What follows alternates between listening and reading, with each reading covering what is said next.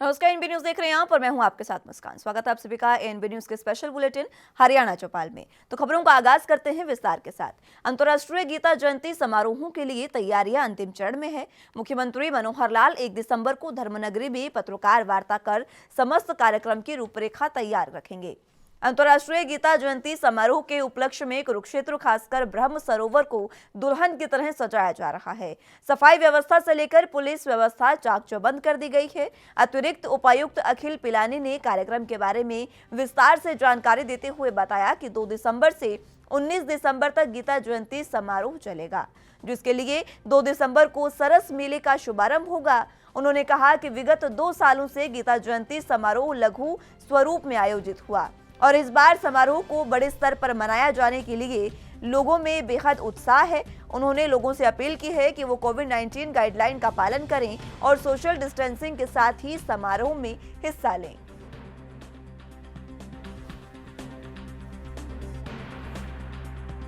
जैसा कि सब जानते हैं कि गीता जयंती का 2 दिसंबर से 19 दिसंबर तक इस साल रखा गया है।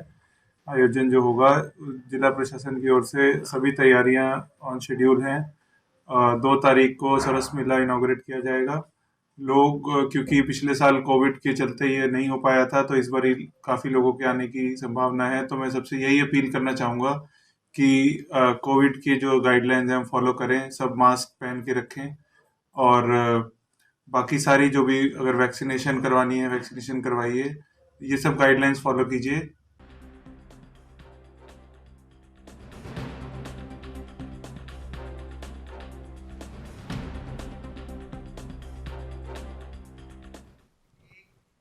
राज्यसभा सांसद और कांग्रेस नेता दीपेंद्र हुड्डा ने सरकार से विपक्ष की मांगे मानने की अपील की है। इसी के साथ उन्होंने पंजाब के पूर्व सीएम कैप्टन अमरिंदर सिंह और हरियाणा सीएम मनोहर लाल की मुलाकात पर भी अपनी प्रतिक्रिया दी है। क्या कुछ उन्होंने कहा है, सुनाते हैं आपको। कांग्रेस को नुकसान नहीं है, जो मुलाकात कर रहे हैं आप उन्हीं से पूछो। कांग्रेस मजबूत है। कांग्रेस में पंजाब के अंदर कांग्रेस निश्चित तौर से कमबैक करेगी और जो हमारी कांग्रेस की नेतृत्व है पंजाब में वो सक्षम है।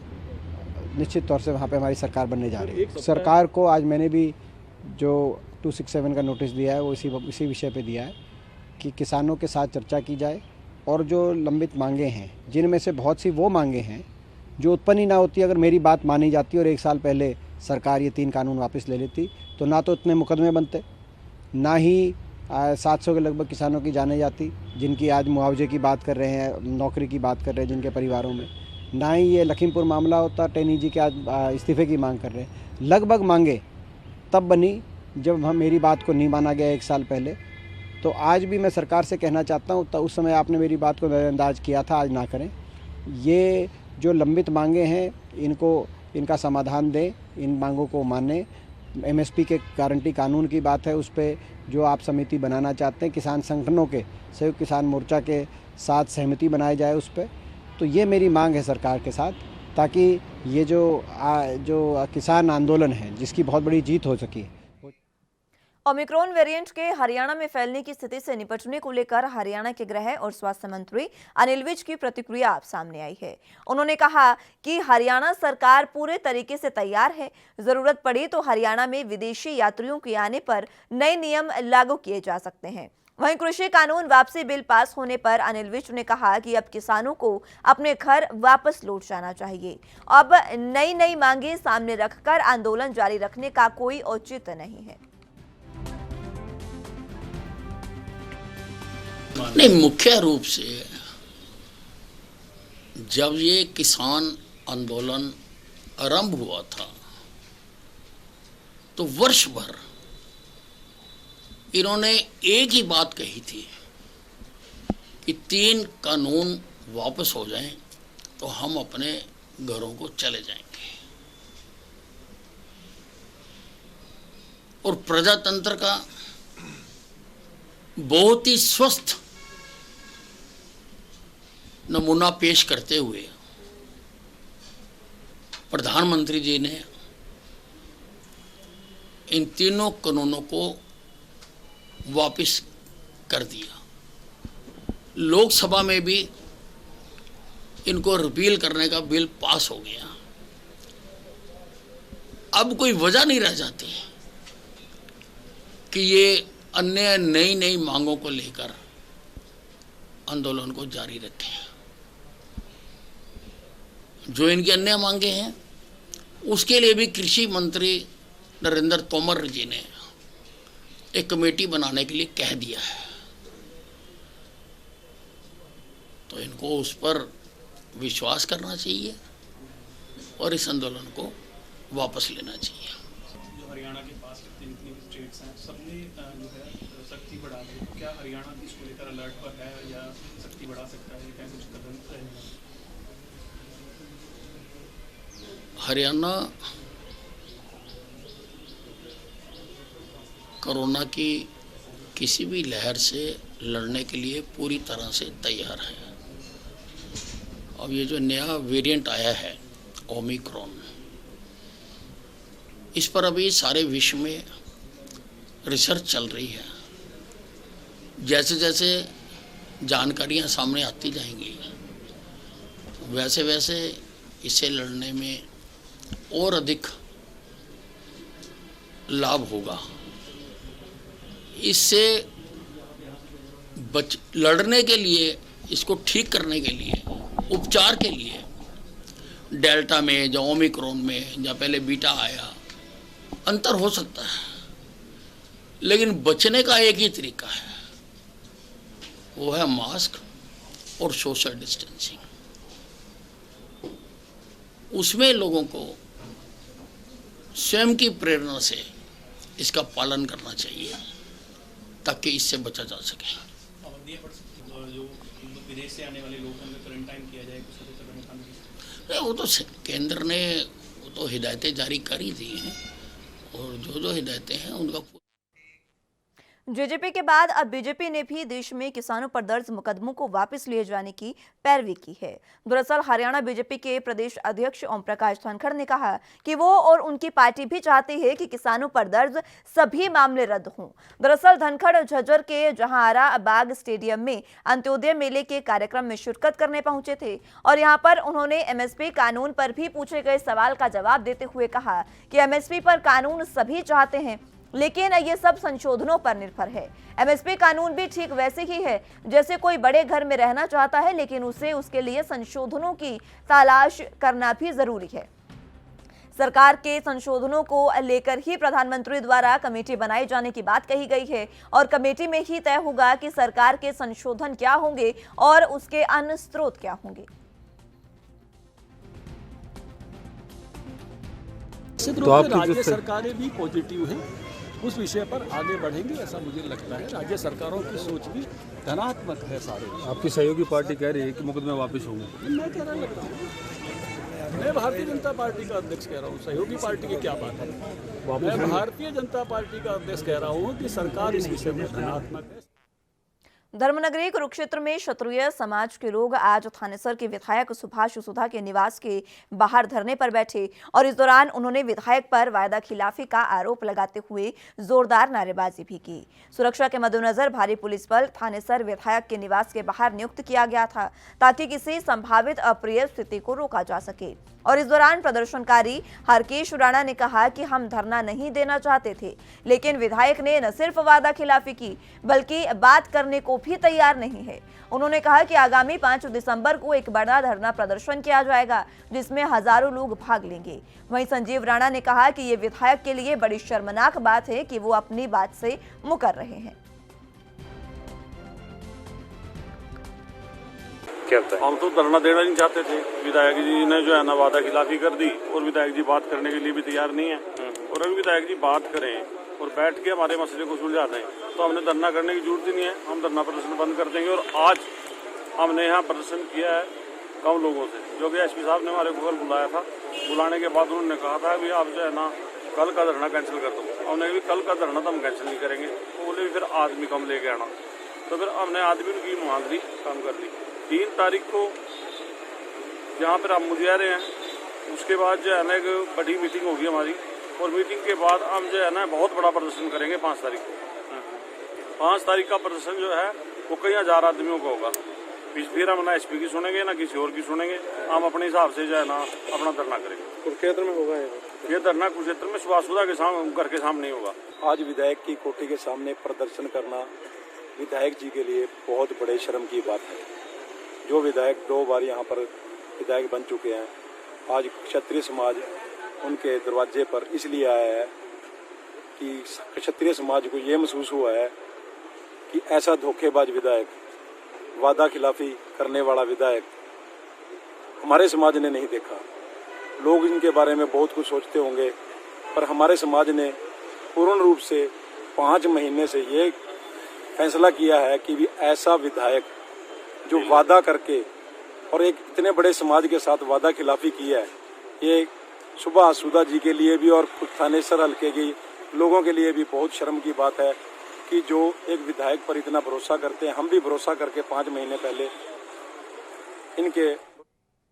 इधर एचपीएससी घोटाले को लेकर हरियाणा यूथ कांग्रेस ने मुख्यमंत्री मनोहर लाल को ज्ञापन सौंपा है और घोटाले की जांच सीबीआई या फिर पंजाब हरियाणा हाईकोर्ट के सिटिंग जज से कराने की मांग की है। और इसी को लेकर एएनबी न्यूज के हरियाणा के ब्यूरो चीफ राकेश गुप्ता ने हरियाणा यूथ कांग्रेस के प्रधान दिव्यांशु बुद्धिराजा से खास बातचीत की। सर्विस कमीशन में हुए गड़बड़ झाले के बाद यूथ कांग्रेस ने आज मुख्यमंत्री हरियाणा मनोहर लाल को ज्ञापन दिया है। इस ज्ञापन में इन्होंने क्या मांग की, ये हम जानेंगे हरियाणा यूथ कांग्रेस के अध्यक्ष दिव्यांशु बुद्धिराजा से। दिव्यांशु, ये बताएं कि आज आप लोगों ने ज्ञापन दिया, इस ज्ञापन में क्या मांग की गई? नोटों का बोरा, पेपर रखो कोरा, भर्ती हो जाएगा छोरा और ईमानदारी का पीटो ढिंडोरा। आज हरियाणा सरकार इस नीति के ऊपर काम कर रही है। लगातार मीडिया के माध्यम से और अखबार के माध्यम से जो ये चीज़ें सामने आ रही हैं, जो ये एचपीएससी के अंदर 17 नवंबर को जो इतना बड़ा स्कैम हुआ, शायद ही पूरे देश के अंदर किसी प्रदेश सरकार में इतना बड़ा स्कैम हुआ हो, आज उसके ऊपर सवालिया निशान खड़े होते हैं। जब स्टेट विजिलेंस ब्यूरो को माननीय कोर्ट के जज साहब ये कहते हैं कि आप लोगों ने इसमें इंक्वायरी ठीक नहीं करी है, और इतना बड़ा स्कैम होने के बावजूद इतने बड़े बड़े उच्च अधिकारियों को सिर्फ 4 दिन का पुलिस रिमांड के बाद उनको न्यायिक हिरासत में भेज दिया जाता है, तो इसमें कहीं ना कहीं स्टेट विजिलेंस ब्यूरो के ऊपर भी सवालिया निशान खड़े होते हैं। आज हरियाणा यूथ कांग्रेस माननीय मुख्यमंत्री के घर आज हम ये मेमोरेंडम लेके मुख्यमंत्री जी के पास पहुंचे थे।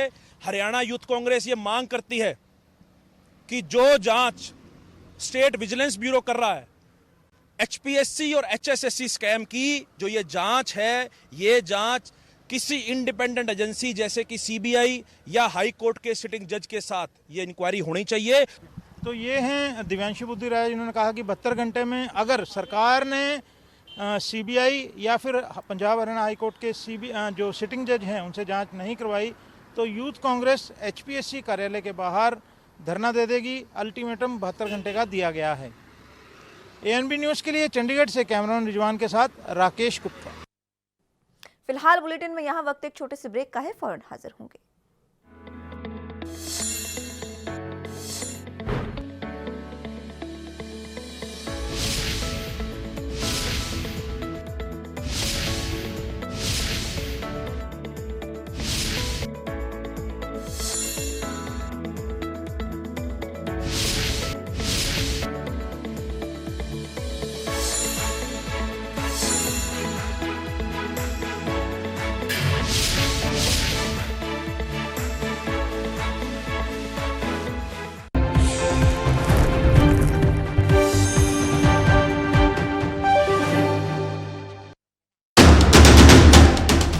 राष्ट्र धर्म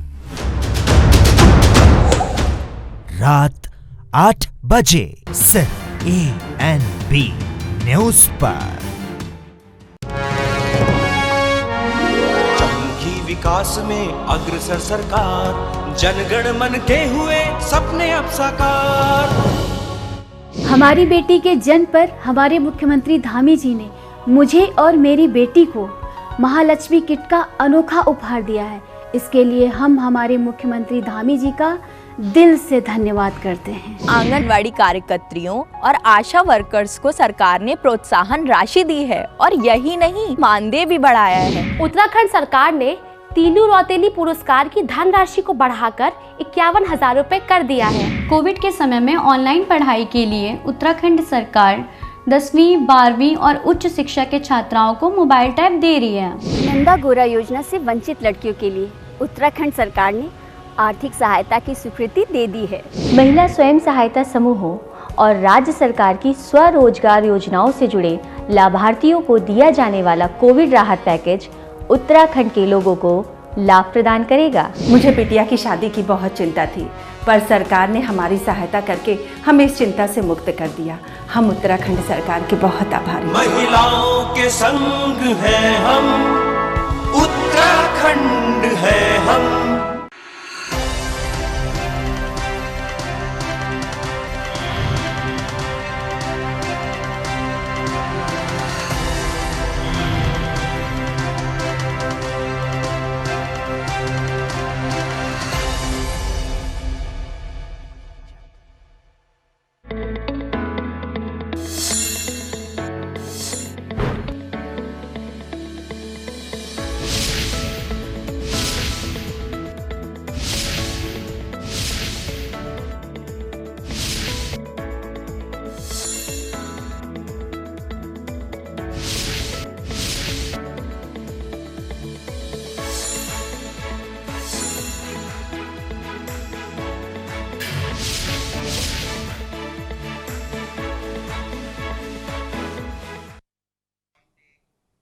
ब्रेक के बाद एक बार फिर से स्वागत है आप सभी का। तो रुख अगली अहम खबर की ओर कर लेते हैं। मुख्यमंत्री अंत्योदय परिवार उत्थान योजना के तहत नेताजी सुभाष चंद्र बोस स्टेडियम में अंत्योदय ग्राम उत्थान मेले का आयोजन किया गया।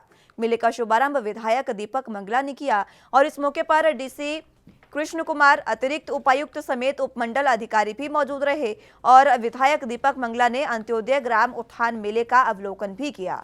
उन्होंने बताया कि पलवल में अंत्योदय ग्राम उत्थान मेले के लिए 5,469 परिवारों को चुना गया है और इस योजना का उद्देश्य गरीब परिवारों को रोजगार देना, स्वरोजगार के लिए प्रोत्साहित करना और कौशल विकास को बढ़ावा देना है। अंत्योदय ग्राम मेले में पशुपालन विभाग की ओर से स्टॉल भी लगाई गई, जहां पर लोगों को पशुपालन से संबंधित योजनाओं के बारे में जानकारी दी गई।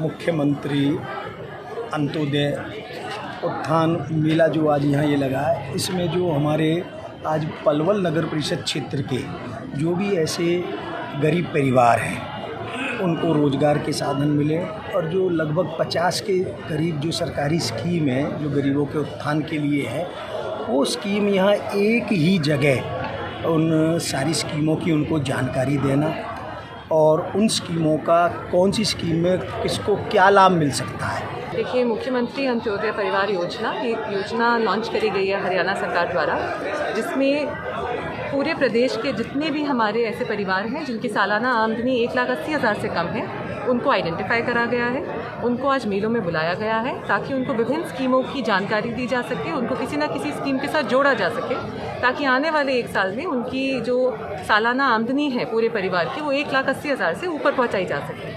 उसी उद्देश्य से आज ये मेला हमने MC ब्लॉक का यहाँ पे ऑर्गेनाइज करा है। अंत्योदय प्रोग्राम के तहत हमारे 3-4 स्कीम आ रही है इसमें। तो जो मेन है हमारी मिनी डेयरी की स्कीम है, 2 पशु 3 पशु के केसेस हैं इसमें, जिसमें एक पशु 85,000 से 1,00,000 रुपए तक का है और इसमें SC में 50% की सब्सिडी है और जनरल में 25% की सब्सिडी है। तो कोई भी इसमें अप्लाई कर सकता है। इसमें एजुकेशन की कोई क्वालिफिकेशन की है नहीं, उम्र। अंबाला में आज से सरकार की ओर से 2 अलग अलग मेलों का शुभारंभ किया गया और एक मेला खाड़ी विभाग की ओर से और दूसरा मुख्यमंत्री अंत्योदय परिवार उत्थान योजना के तहत ST कॉलेज में शुरू किया गया है, जिसमें हरियाणा के गृह और स्वास्थ्य मंत्री को बतौर मुख्य अतिथि पहुंचना था, लेकिन निजी कारणों के चलते वो वहां नहीं पहुंच पाए। इसलिए अंबाला के उपायुक्त विक्रम सिंह और IAS मनदीप सिंह बराड़ बतौर मुख्य अतिथि पहुंचकर मेले का शुभारंभ उन्होंने किया। आपको बता दें कि चलाई जा रही योजनाओं से लोगों को अवगत कराने के लिए इस 3 दिवसीय मेले का आयोजन किया गया है और इस मेले में 18 विभागों के अलग अलग स्टॉल लगे हैं, जहां सीधे अधिकारी कर्मचारी से संवाद कर आम लोग हर योजना की जानकारी ले सकते हैं। और इस मेले के बारे में अधिक जानकारी देते हुए उपायुक्त विक्रम सिंह और IAS मनदीप सिंह बराड़ ने बताया कि इस मेले का मुख्य मकसद लोगों की आय को बढ़ाना है और हर परिवार को गरीबी रेखा से ऊपर ले जाना और गरीब परिवारों की आय को दोगुनी करना है।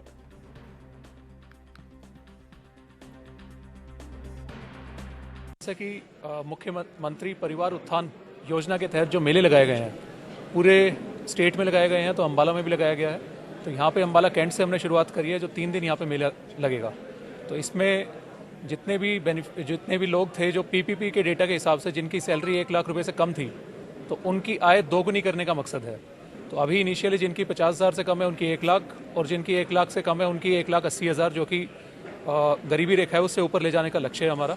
तो यहाँ पे हमारे पूरे हरियाणा में लगभग 1.5 लाख परिवार ऐसे चयनित किए गए हैं, जिसमें अम्बाला में लगभग 9,000 परिवार आए हैं और अम्बाला कैंट में करीब 1700 के करीब परिवार हैं।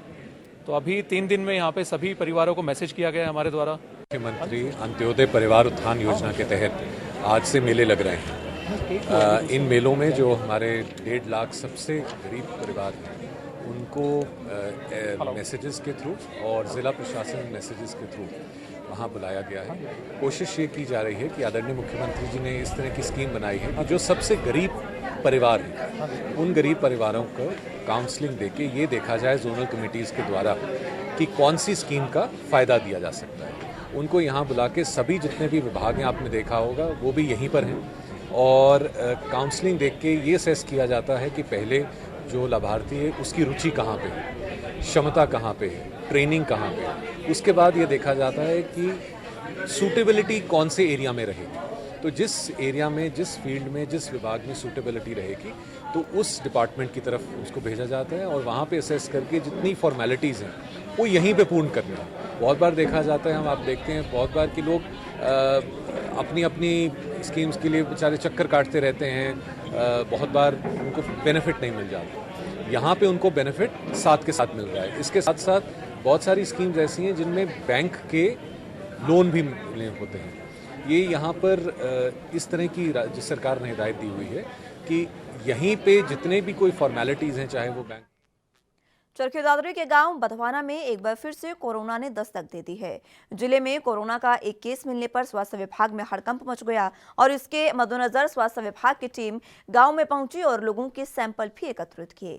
वहीं पूरे गांव को सील कर दिया गया है और जब इस बारे में civil surgeon doctor Sudarshan Pawar से बात की गई तो उन्होंने बताया कि एक बार फिर से कोरोना की दस्तक चिंता का विषय है। विभाग बहुत ज़्यादा चिंता में है और हमारे पास जो कोरोना का कल पता चला है कि कहीं मेडांटा में एडमिट है मैडम, तो उसका ATR बनाने के लिए भी गए हुए हैं। लेकिन ये बधवाना गांव हमने टोटल सील कर दिया है और इसके पूरे के पूरे गांव के हम जो है RT-PCR सैंपल ले रहे हैं। आज पूरी की पूरी टीम वहीं पर ही लगी हुई है और हम ये चाहेंगे कि हम पूरे गाँव को सील करके और उसका अच्छे से चेकअप कर लें। जो भी रिलेटिव उससे मिलने गए हुए थे उन सब के सैंपल लेने गए हुए हैं, अड़ोस पड़ोस के सबके। हम लोग मास्क लगाना भूल गए हैं, हम लोग सोशल डिस्टेंसिंग करना भूल गए हैं। इवन कुछ बंदे 5-7% तो वैक्सीन भी नहीं लगवा रहे। तो मैं आपके माध्यम से उनसे रिक्वेस्ट करूंगा कि अपने आप को वैक्सीनेट कराएं, क्योंकि जो नया वेरिएंट आ रहा है। आज़ादी के अमृत महोत्सव की श्रृंखला में रेवाड़ी जिला की धरा को रंग बिरंगे फूलों से गुलजार करने और वातावरण को खुशहाल बनाने की पहल की जा रही है। इसको लेकर पर्यावरण संरक्षण के साथ ही आज़ादी अमृत महोत्सव थीम के तहत करीब 1 महीने तक चलने वाले इस अभियान का शुभारंभ जिला उपायुक्त यशवेंद्र सिंह ने पौधारोपण कर किया और फूलों की 32 किस्मों के पौधे का निःशुल्क वितरण भी किया। रेवाड़ी में इस बार हमारा लक्ष्य 50 लाख से 1 करोड़ के बीच में पुष्प के पौधे लगाने का है और उसका सारा श्रेय डॉक्टर साहब को, डॉक्टर साहब की टीम को और मिस्टर देवेंद्र रस्तोगी जो यहाँ के समाज सेवी हैं और जो बाकी सामाजिक संस्थाएं हैं, इन सबको इसका श्रेय जाता है। जितने भी लोग यहाँ आए हैं और हमें भी यहाँ सीखने को मौका मिला है और जहाँ भी कंट्रीब्यूट और ज़्यादा हो सकेगा हम सब लोग मिलकर करेंगे।